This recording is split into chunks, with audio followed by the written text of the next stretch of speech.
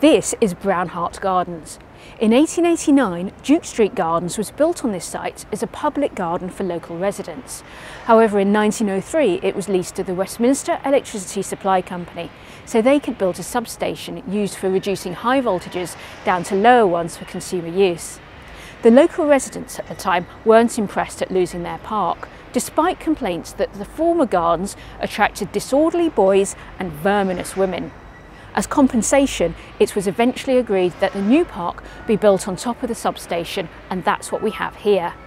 It actually rose to a greater height than had originally been planned because they didn't dig deep enough. Incidentally, Charles Stanley Peach, who designed this building, later also designed Wimbledon Centre Court. This has to be one of the most unusual substations in the country, and it still works today to serve much of the West End.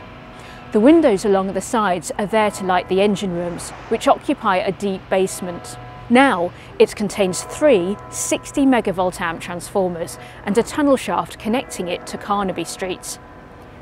The park itself was reopened as Brown Hart Gardens in 1906, and while it's officially a Westminster park, the space falls within the Grosvenor Estate that was laid out 300 years ago, and so it has a unique set of bylaws specific to that estate. It states, no idle or disorderly person or person in an intoxicated, unclean or verminous condition is allowed in the garden. It prohibits, amongst other things, games, quarrelling, shouting, singing and the practice of gymnastics.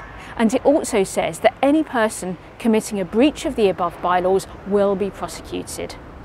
So, if you need to have a difficult conversation in London and don't want an argument, then perhaps Brown Hart Gardens is the place to do it. Oh, one last thing, if you do decide to visit, don't sit back on the benches here. They have water flowing down their backrests.